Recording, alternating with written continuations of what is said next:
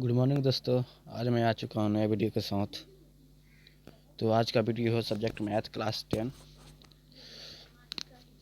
मैंने 50 multiple choice questions लिए हैं मैंने बोर्ड एग्ज़ाम 2023 के लिए, जो वेरी इंपॉर्टेंट है। तो चलते हैं क्वेश्चंस की ओर।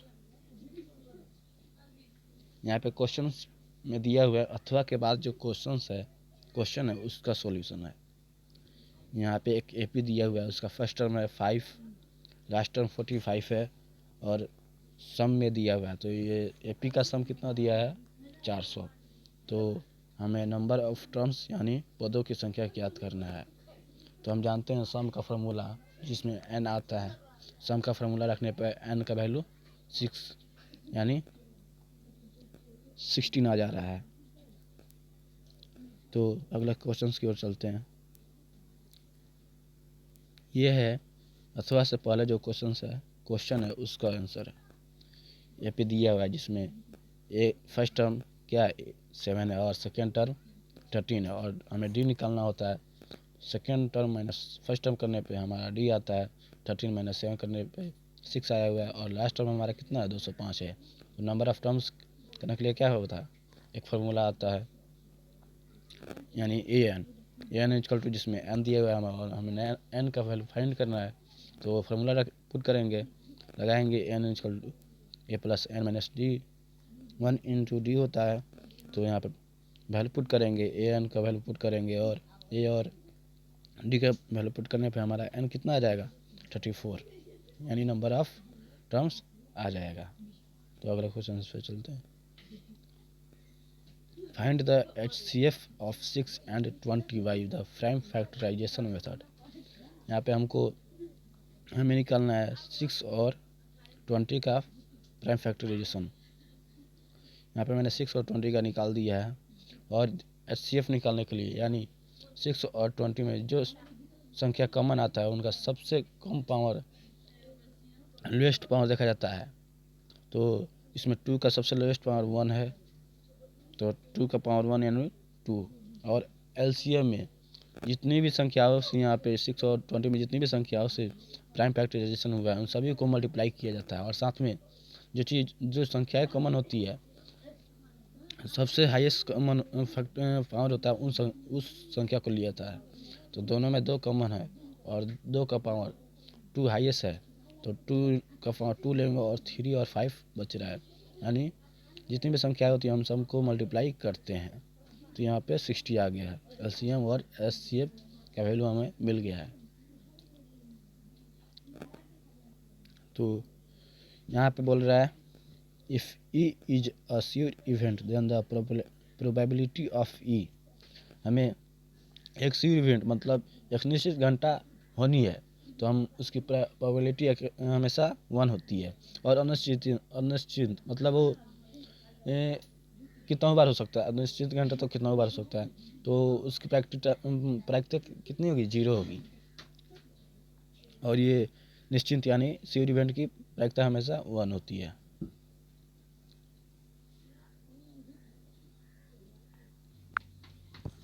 अगला प्रश्न है, कुछ संख्याएं दी हुई है जिसमें हमें x का वैल्यू फाइंड करना है मीन का फार्मूला लगाकर। मीन का फार्मूला होता है जितनी भी संख्या दिया हुआ है उन सबको ऐड किया जाता है बाई में जितना संख्या दिया है। 5 संख्या दी है, 5 संख्याएं यहाँ पे। तो हमने यहाँ पे माध्य यानी मीन का फार्मूला लगाकर हमने यहाँ पे x का वैल्यू 1 निकाल दिया है। तो एक वृत्त है जिसकी त्रिज्या r दी हुई है। तो हम जानते हैं एरिया ऑफ सर्कल कितना होता है, यानी वृत्त की क्षेत्रफल कितनी होती है पाई r स्क्वायर। या तो r की सर्कल की जो रेडियस है वो r दिया हुआ है, तो सेम फार्मूला के जैसा ही इसका आंसर आएगा पाई r स्क्वायर। यहाँ बोला एक वृत्त की कितनी स्पर्श रेखाएं हो सकती है। बोल रहा है कि एक सर्कल है यहाँ पे, तो इसके बहुत सारे टेंजेंट बन सकते हैं। तो हम बोल सकते हैं कि अनंत या इन्फिनिट स्पर्श या रेखा या टेंजेंट हो सकती है। तो अगले प्रश्न की ओर चलते हैं। तो बोल रहा है कि ऑल स्क्वायर्स आर, यहाँ पे होगा सिमिलर, क्योंकि हम तो फार्मूला से जानते हैं कि जो स्क्वायर का चारों साइड होता है आपस में इक्वल होता है, इसलिए हम इसको सिमिलर और समरूप बोलेंगे, क्योंकि सभी स्क्वायर का साइड जो आपस में इक्वल होता है। अगला प्रश्न बोल रहा है कि the distance of the point 2 and 5 from the x axis. यहाँ पे देखिए, यहाँ ये हो गया है एक्स एक्सिस, यहाँ पे एक्स आते हैं, यहाँ पे Y axis X power dash, और यहाँ ऊपर वाले में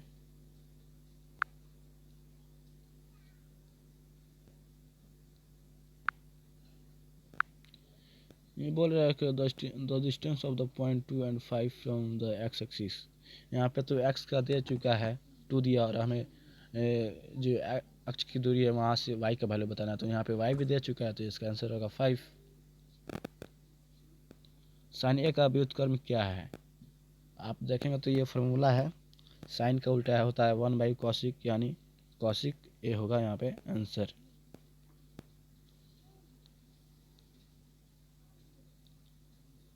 यहाँ पे फार्मूला है, यहाँ पे जो एनसीईआरटी में दिया हुआ है, यहाँ बोल रहा है bx² - 4ac is called the, क्या होता है, discriminant of the quadratic equation होता है। तो अगले क्वेश्चन की ओर चलते हैं।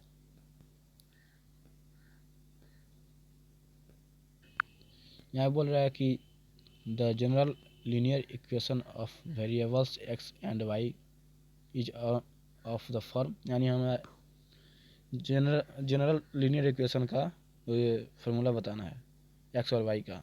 तो ax + by + c = 0, ये हमारा सही होगा। चलते हैं आगे। तो हमें यहाँ पे निकालना है डेसिमल एक्सप्रेशन, मैंने निकाल दिया है 6/15। और यहाँ पे देखो तो नीचे हर में देखे तो कोई भी संख्या हो जिसका पावर m आ जाए तो वो टर्मिनेटिंग कहलाएगी, यानी शांत डेसिमल एक्सप्रेशन कहलाएगी। तो आगे चलते हैं।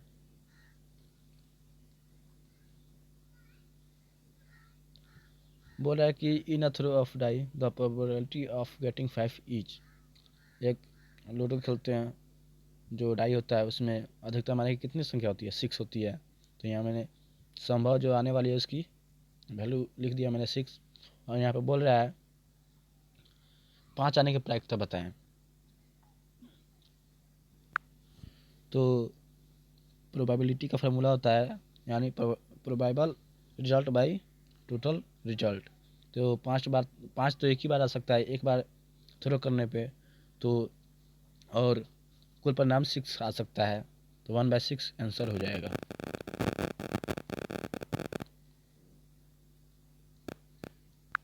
यहाँ पे हमें बहुलक बताना है, यानी इन सभी संख्या में कौन सी संख्या ज़्यादा बार दी हुई है। यहाँ पे देखो तो 9 अधिकतम बार है, तो यहाँ पे आंसर हो जाएगा सी नंबर 9। बोल रहा है कि if the area of minor segment of a circle of radius 7 centimetre and area 14 centimetre square, then the area of major segment will B.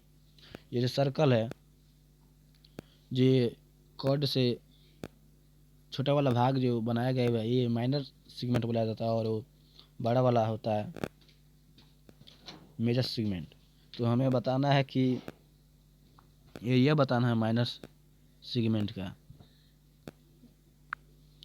तो हमें फाइंड करना है एरिया ऑफ मेजर सेगमेंट।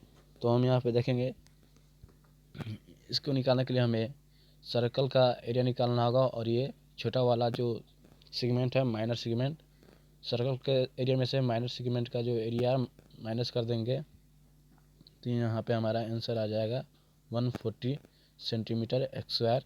हमने यहाँ पे फार्मूला पुट किया है। अगला क्वेश्चन की ओर चलते हैं। 7 यानी एक सेमी सर्कल है जिसकी रेडियस 7 सेंटीमीटर स्क्वायर 7 सेंटीमीटर है। तो सेमी सर्कल यानी अर्धवृत्त का क्षेत्रफल कितना होता है, पाई आर स्क्वायर बाई 2। तो फार्मूला पे वैल्यू रखने पे 77 सेंटीमीटर स्क्वायर आंसर आ गया। बोल रहा है कि the perimeter of the circle of diameter 14 centimetre each. तो डायमीटर का हाफ कितना होता है, उसको आर बोला जाता है, d/2। तो यहाँ पे आर का वैल्यू 7 आ गया और पेरीमीटर हमें निकालना है। पेरीमीटर का फॉर्मूला क्या होता है, 2/r। तो हमें पाई का वैल्यू 22/7 रखना है और आर हमारा 7 आया, 14 का हाफ करने पे आर आता है। तो यहाँ पे आंसर आ गया है 44 सेंटीमीटर।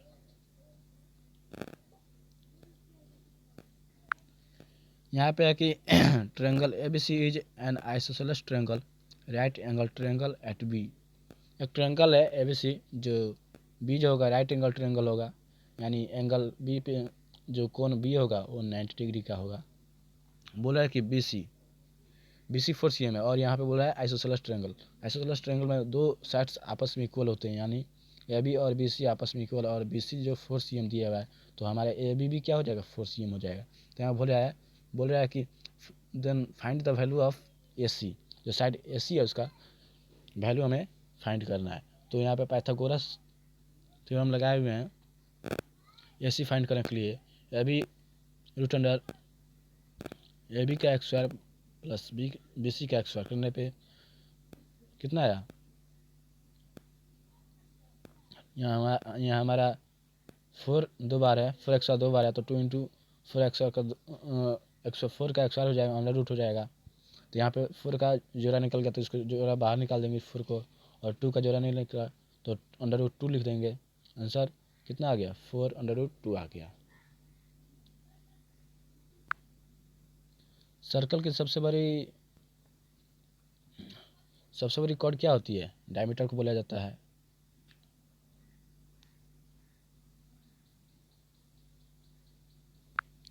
यहाँ पे हमारा दो ट्रायंगल दिया हुआ है, triangle ABC and triangle DEF, और यहाँ पे बोला गया है कि AB और DE आपस में, यानी दोनों ट्रायंगल आपस में इक्वल हैं, तो साइड्स भी क्या होंगे, इक्वल होंगे। तो कुछ साइड्स इक्वल दी हुई है और एंगल भी सेम होनी चाहिए, तो एंगल भी कुछ सेम ही है। तो एक हमें एंगल फाइंड करना है, एंगल F।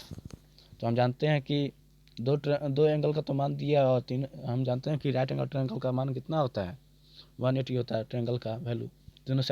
तीनों एंगल का मान कितना होता है, 180। तो यहाँ पे हमारा दो एंगल तो दिया है 80 और 40, और प्लस F इक्वल टू कितना 180 होता है। तो F का वैल्यू कितना आ गया है, 60। तो आगे चलते हैं। यहाँ पे एक रेखाखंड है, ये लाइन सेगमेंट है।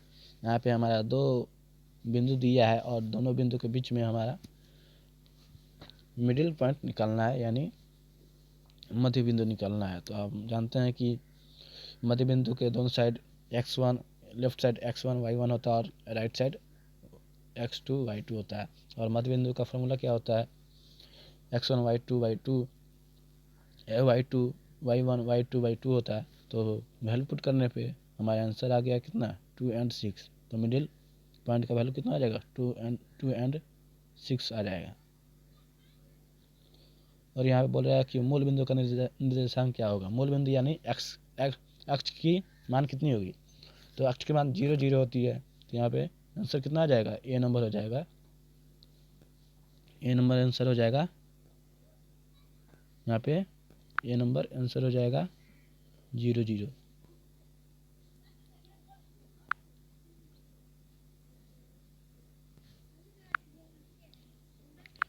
ये क्वेश्चन जो है ये मैंने NCERT से लिया है। यहाँ पे बोल रहा है कि sin x theta plus cos x theta का मान है, तो ये फार्मूला में है, इन दोनों का मान इक्वल टू कितना होता है, 1 होता है। यहाँ पे ये भी फार्मूला से है, sec 90 माइनस ए बराबर, यानी ये फार्मूला में दिया हुआ है बुक में sec 90 माइनस थीटा। तो ये ए जो है ये कुछ भी लीजिए, इसको हम सूचित करते हैं थीटा यानी कोई भी एंगल से, तो इसका फार्मूला होता है sec 90 minus theta equal to cosec theta होता है।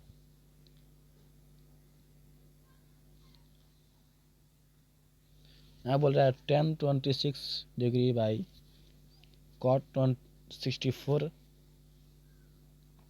डिग्री का मान ज्ञात कीजिए। तो हम जानते हैं कि यहाँ पे क्या बोल रहे हैं, किसी एक को चेंज किया जाता है, यानी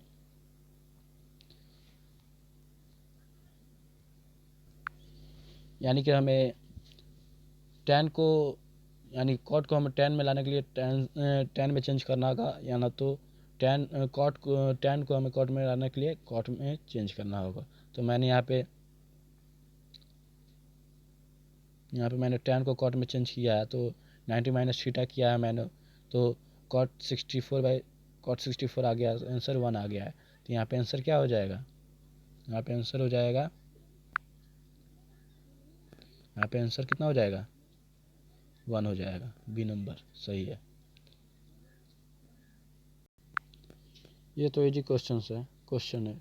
फर्स्ट टर्म क्या है, ए है, और कॉमन डिफरेंस क्या है, डी है। कॉमन डिफरेंस क्या है, 10 है। तो हमें बोल रहा है कि थर्ड टर्म याद करना है। थर्ड टर्म मतलब क्या, दो फर्स्ट टर्म ए है और थर्ड टर्म यानी 2d। तो यहाँ पे ए का वैल्यू हमें फाइंड दिया हुआ है कितना, ए का वैल्यू हमें 10 दिया हुआ है और डी का वैल्यू भी 10 दिया हुआ है। तो फार्मूला पे पुट करने पे कितना आ जाएगा, थर्ड टर्म का वैल्यू 30 आ जाएगा। तो अगला प्रश्न है the common difference of the AP. Common difference निकालने के लिए हम यानी जो एपी दिया हुआ है उसमें सेकेंड टर्म में से फर्स्ट वाला टर्म को माइनस करने पे हमारा कॉमन डिफरेंस आ जाता है। यानी हमारा सेकेंड टर्म क्या है, 10 है, और फर्स्ट टर्म 4 है। तो 10 माइनस 4 करेंगे तो कितना आ जाएगा, 6 आ जाएगा। तो बी नंबर सही होगा। यहाँ पे बोल रहा है कि द्विघात समीकरण क्या होगा। द्विघात समीकरण मतलब इन चारों में से इन तीनों को हम सॉल्व करेंगे तो हमारा द्विघात समीकरण मतलब समीकरण जिसका पावर यानी ग्रेटेस्ट पावर कितना होना चाहिए, हाईएस्ट पावर 2 होना चाहिए। तो हम पहले वाले के यहाँ पे सॉल्व किए हैं, जिसमें हाईएस्ट पावर कितना आ गया है, 2 आ गया है। तो यही हमारा ए नंबर द्विघात समीकरण होगा, यानी क्वाड्रेटिक इक्वेशन होगा। यहाँ पे हमें शून्य यानी जीरो पॉलिनोमियल ज्ञात करना है। यानी दो पॉलिनोमियल होते हैं, अल्फा एंड बीटा। तो एक आएगा, यानी यहाँ पे पॉलिनोमियल मतलब वो जो इक्वेशन दिया है उसका इक्वल टू हमें जीरो करना होता है, इक्वेशन इसी को बोला जाता है। तो मैंने बराबर जीरो कर दिया है, और एक्स का वैल्यू कितना है, 1 प्लस √3 और माइनस √3, अलग अलग इसको करके लिखना होता है। आप इसको अलग अलग करके लिख सकते हैं। यहाँ पे बोल रहा है कि द ग्राफ ऑफ वाई, हमें एक ग्राफ दिया हुआ है, इसमें बोल रहा है कि पी एक्स का शून्य बताइए, यानी नंबर ऑफ जीरो है। यानी यहाँ पे एक्स पे हमें बताना है, वाई पे कितने कट हुए हैं, 2 हुए। तो हमारा आंसर क्या हो जाएगा, 2 हो जाएगा।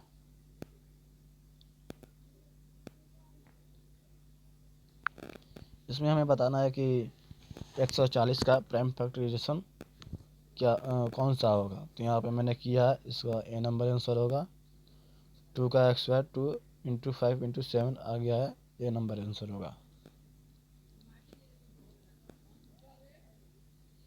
यहाँ पे हमें फाइंड करना है, सिद्ध करना है 1 minus sine A sec A plus tan A equal to cos आएगा। तो हम भाया पक्ष लेंगे LHS लेंगे। यहाँ पे मैंने सॉल्व कर दिया इसको, आप देख सकते हैं।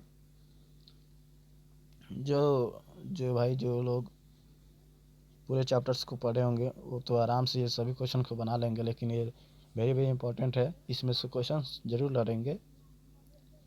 तो मैंने यहाँ पे सॉल्व कर दिया, ये आसान है पूरा, केवल बस जो बच्चे पढ़ रहे होंगे, जो भाई लोग पढ़े होंगे वो समझ जाएंगे आराम से। तो आगे चलते हैं। हम यहाँ पे ए और बी पॉइंट इन दोनों का दूरी ज्ञात करना है। तो फार्मूला कितना होता है, फार्मूला होता है कि दोनों को ऐड कर देंगे तो दोनों का दूरी हमें मिल जाएगा। तो दोनों को हमने ऐड कर दिया है और आंसर आ गया है 4√2 आंसर आ गया है।